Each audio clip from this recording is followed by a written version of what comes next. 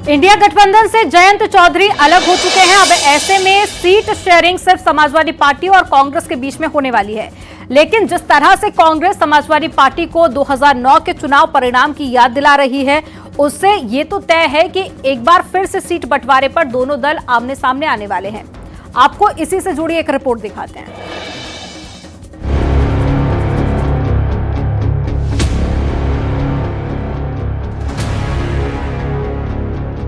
जाटलैंड की जंग में जयंत चौधरी का फैसला और गठबंधन को लगे झटके ने अखिलेश यादव की टेंशन बढ़ा दी है। जहां अखिलेश यादव कांग्रेस को सिर्फ 10 से 15 सीटों पर समेटना चाहते थे, वो आंकड़ा अब 20 के पार जाने वाला है, क्योंकि जयंत वाली सीट अब कांग्रेस की डिमांड में शामिल हो रही है। बेशक समाजवादी पार्टी के नेता गठबंधन में सब कुछ ठीक है का दावा कर रहे हों, लेकिन जमीनी हकीकत कुछ और ही है।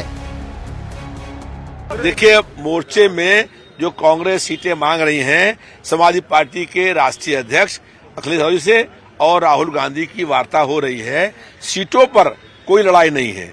लोक दल भी जो सीट मांग रही थी, सब सीट हम लोग दे रहे थे, लेकिन गठबंधन को तोड़ने के लिए जो है वो डर दिखा करके ईडी और सीबीआई का, इनकम टैक्स का, इंडिया मोर्चे को तोड़ने का काम हो रहा है।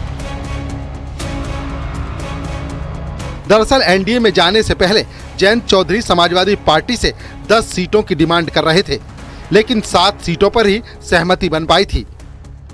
ऐसे में जब आरएलडी बीजेपी के साथ एनडीए गठबंधन का हिस्सा बनी, तो अब कांग्रेस की डिमांड बढ़ने वाली है, क्योंकि कांग्रेस नेता इमरान मसूद समाजवादी पार्टी को 2009 के सियासी परिणाम याद दिला रहे हैं।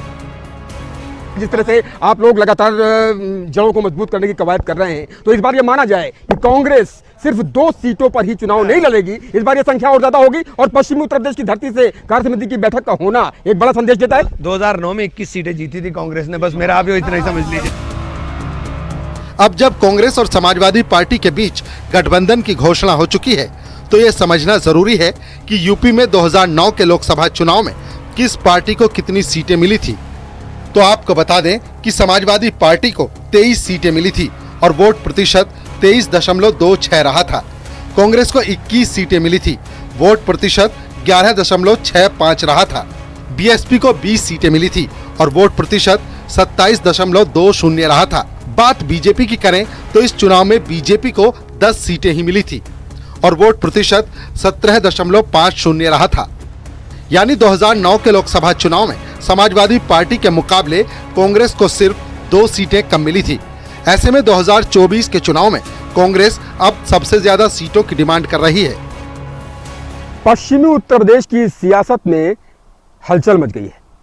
कांग्रेस ने अब अपनी एक्टिविटी पश्चिमी उत्तर प्रदेश में बढ़ा दी है। पश्चिमी उत्तर प्रदेश की विभिन्न सीटों पर कांग्रेस अब अपना दावा ठोक रही है। खासतौर से मेरठ लोकसभा सीट हो, सहारनपुर लोकसभा सीट हो या फिर अन्य लोकसभा सीटें हों। दरअसल जिस तरह पिछले कुछ चुनाव में बीजेपी तेजी से कमबैक कर चुकी है, ऐसे में कांग्रेस के सामने खोते सियासी वजूद को बचाने की चुनौती है।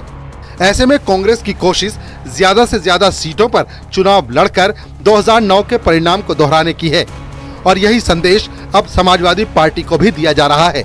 यानी गठबंधन साथी से कांग्रेस इस बार बिल्कुल कॉम्प्रोमाइज करने के मूड में नहीं है। Bureau report, news 18।